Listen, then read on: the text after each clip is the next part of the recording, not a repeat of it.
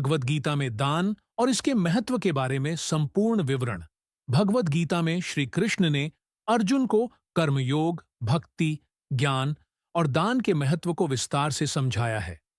गीता के विभिन्न श्लोकों में बताया गया है कि दान क्यों करना चाहिए, किस प्रकार करना चाहिए और किन दानों का क्या फल मिलता है। दान का महत्व। भगवद गीता के अनुसार दान एक अत्यंत महत्वपूर्ण कर्तव्य है जो मनुष्य को निस्वार्थता, पुण्य और मोक्ष के मार्ग पर ले जाता है। दान से न केवल समाज का कल्याण होता है, बल्कि यह आत्मा की शुद्धि और ईश्वर के प्रति समर्पण का भी प्रतीक है। भगवद गीता के अध्याय 17 में श्री कृष्ण ने दान को 3 प्रकारों में विभाजित किया है। 1. सात्विक दान, शुद्ध और श्रेष्ठ दान। जो दान बिना किसी अपेक्षा के सही समय, सही स्थान और योग्य व्यक्ति को दिया जाता है, उसे सात्विक दान कहा जाता है। यह सर्वोत्तम दान है क्योंकि इसमें निःस्वार्थता होती है और यह आत्मा की उन्नति करता है। 2. राजसिक दान, स्वार्थी दान। जो दान किसी स्वार्थ, प्रशंसा या प्रतिदान बदले में कुछ पाने की इच्छा से दिया जाता है, वह राजसिक दान कहलाता है। यह दान कम प्रभावी होता है क्योंकि इसमें अहंकार और लाभ की भावना छिपी होती है। 3. तामसिक दान, अयोग्य और अधार्मिक दान।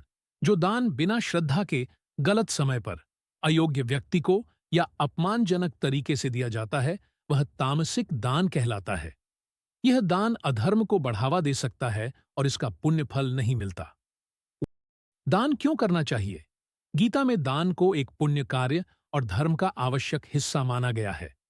दान करने के निम्नलिखित प्रमुख कारण बताए गए हैं। गीता श्लोक यज्ञ शिष्टाशिणः संतो मुच्यन्ते सर्व किल विषय भुंजते ते त्वघम पापा ये पचन्त्यात्म कारणात्।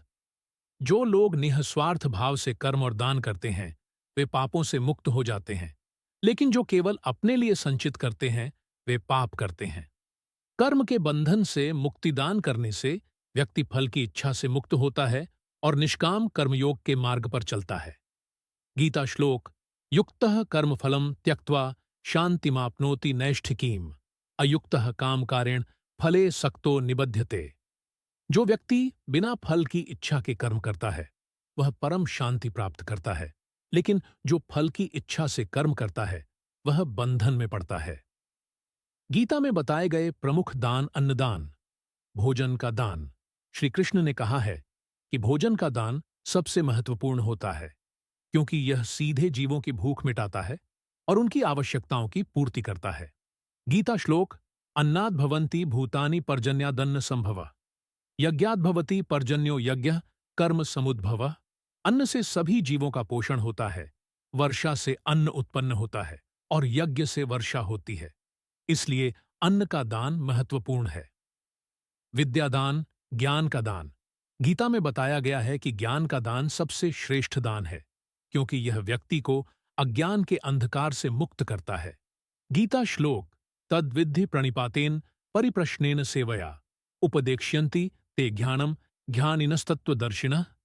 ज्ञानी पुरुषों से विनम्रता और सेवा के साथ ज्ञान प्राप्त करो, वे तुम्हें सत्य ज्ञान प्रदान करेंगे। गोदान, गाय का दान। सनातन धर्म में गोदान को अत्यंत पुण्यकारी बताया गया है। गीता में इसका उल्लेख नहीं है, लेकिन वैदिक ग्रंथों के अनुसार यह सर्वोत्तम दानों में से एक है। धन का दान। धन का दान धर्म और समाज की भलाई के लिए किया जाना चाहिए, न कि अहंकार या प्रसिद्धि के लिए। दान करने के नियम गीता में बताया गया है कि दान तभी फलदायी होता है जब यह सही विधि से किया जाए। दान सही पात्र को दें। जरूरतमंद, साधु संत, विद्वान, गरीब या धर्म के कार्य में दान करना चाहिए। निष्कर्ष, दान का अंतिम उद्देश्य। भगवद गीता के अनुसार दान का मुख्य उद्देश्य आत्मा को पवित्र करना, समाज में संतुलन बनाए रखना और ईश्वर के प्रति समर्पण की भावना को बढ़ाना है। सही तरीके से किया गया दान मनुष्य को आध्यात्मिक उन्नति की ओर ले जाता है और अंततः मोक्ष, परम शांति प्राप्त करने में सहायता करता है। इसीलिए गीता हमें सिखाती है कि हम सात्विक दान को अपनाएं, बिना किसी स्वार्थ के प्रेम और श्रद्धा के साथ दान करें, ताकि यह न केवल दूसरों के लिए बल्कि हमारी आत्मा के लिए भी कल्याणकारी हो।